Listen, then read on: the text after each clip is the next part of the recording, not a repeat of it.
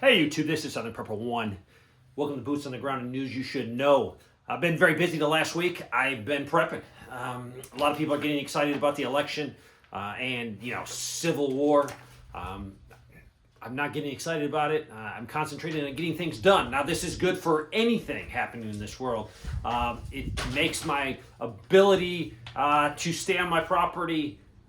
It enhances that ability where I don't have to go off. And that's the whole main thing. If something bad happens, and when I say not go off my property, yes, I'm going to go off and help people, my friends, my family, my neighbors, yes.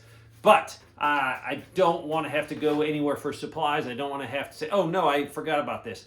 But you're always going to forget something. So having a network of people where you can get on the radio, get on the phone and say, hey, I need this is very important. So don't get wrapped around the election coming up. Go ahead and vote, and then just continue working, continue prepping, continue working to make money so you can put it in something tangible. The United States economy is in terrible shape. The Federal Reserve note is a dying breed. BRICS nation is going to put the final nail in that coffin. But let's get right into some news. The U.S. military is readjusting their military compensation and special pay.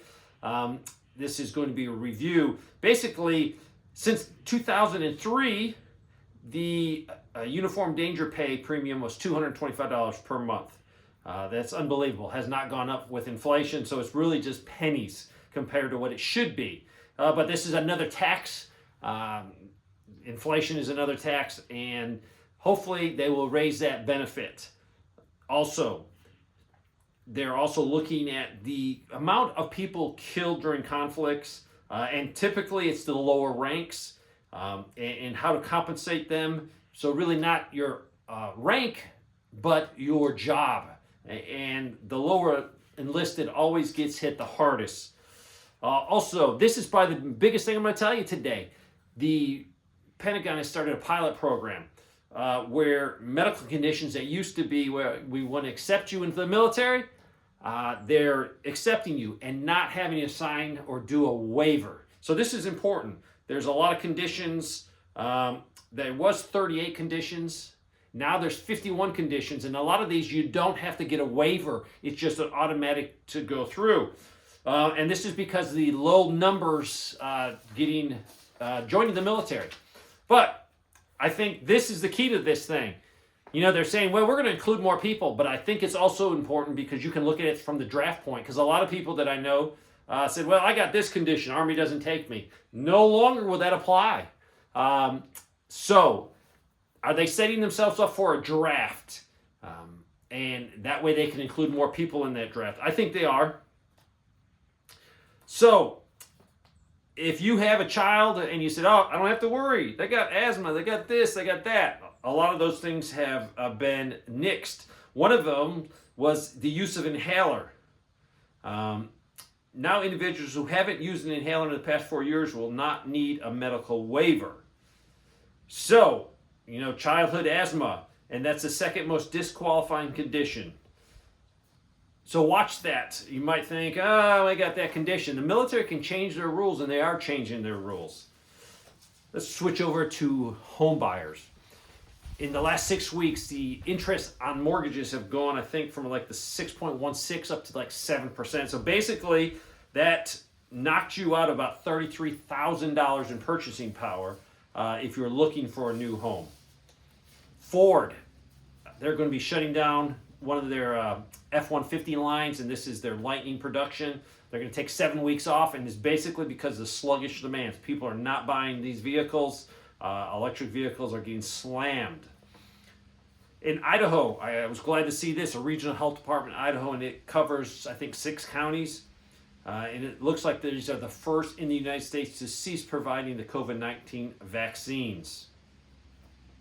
Also saw where Robert Kennedy Jr. said that hopefully, after Trump wins, they're going to look at adding fluoride to public water.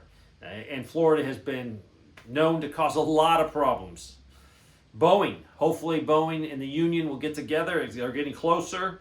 The new contract includes a 38% raise over 4 years and other improvements. So I think Monday they might actually be voting on it, or at least this week. You probably saw what totally disturbed me was where New York State authorities, 10 agents, went into the house where the guy that owned the raccoon, and he also owned a squirrel. And they confiscated these things. They euthanized both of these. No words to describe what they did to this poor person, his wife or his girlfriend, I'm not sure. The government is overstepping. People get a little bit of power and they get power hungry. If you're looking at the job market, what they're saying is that native-born Americans has lost about 800,000 jobs, while foreign-born workers have gained over 1 million jobs. Also, the amount of jobs that have been created by the government is unbelievable. So you think that's a good thing? No, it's not. It just takes more money out of the private sector. The job numbers that the Biden administration put out have been totally false, totally, I think they're just lies, out and out lies to make the economy look good, to make them look better for the election. But all the numbers and all these months are being revised down.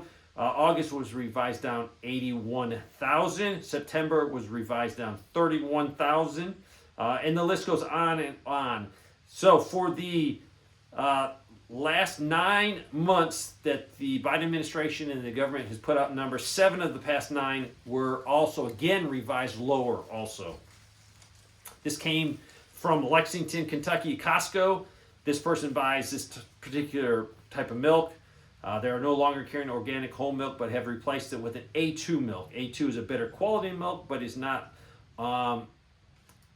understandably more expensive. But what they did to get you was they took that bottle that used to be 64 ounces and they reduced it to 59. So definitely inflation with some shrinkflation. This person said a couple months ago, I sent you an email, and I remember this email. They said that their insurance was going to go up. It was going to go up anywhere from 4 to 17%. Just got my bill. It only went up 4.1%. So they went from $2,900 a year, and I think this is homeowners insurance, $2,900 a year to $3,036. So 4.1%, just this one number alone is a lot higher than the official government inflation. The other day, I was looking at the national debt. It just jumped $121 billion.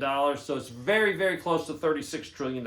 If you are not getting rid of your Federal Reserve notes, putting it into something practical, putting it into something that you can sustain yourself, I think you're wrong. So look at your investments. I'm not giving you financial advice because I'm not a financial advisor. But look at what you have invested. The U.S. dollar is going to die one of these days. It might take another 3, 4, 5 years. I don't know. But start thinking about that. The whole world's in turmoil. You got the Middle East. You still have the Ukraine problem. You have South Korea. You got North Korea. North Korea just fired a long-range intercontinental ballistic missile. So there's a lot of turmoil in this world. I've been watching a documentary on World War II. Don't know the name of it, but I think it's on Roku. The amount of war materials that the United States was able to produce is astonishing. They fired up their industry. Just one number, I think we made like 88,500 tanks. The U.S. did for World War II. Now, some of these we used ourselves, some were given to our allies overseas. Granted, these 88,000 tanks were definitely not have the technology that we have in today. But we were able to stem the war. We were able to turn the war with our industrial production. Right now, every indicator is we do not have any manufacturing. We'd be very limited to produce anything for the military. And this is coming out daily. It's been coming out for years. Hopefully, President Trump can change this. Be careful if you're a business owner and you buy a lot of foreign material or foreign things to run your business. Trump is talking about higher tariffs.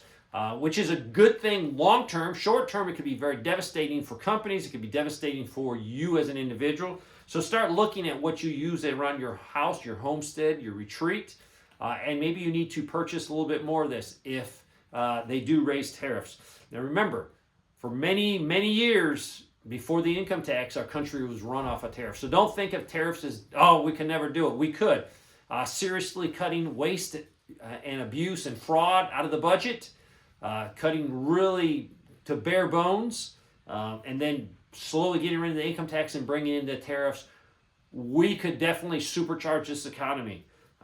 And that's really the only way to supercharge this economy, to get rid of the $36 trillion in debt. Failing to do that is we're going to be crippled with the debt and our debt payment. So make sure you vote. A lot of you have already voted. I'm not seeing anything that's going to cause a lot of problems, turmoil. Both sides will not be happy with the results. That is definitely for sure. So just put yourself in a safe place.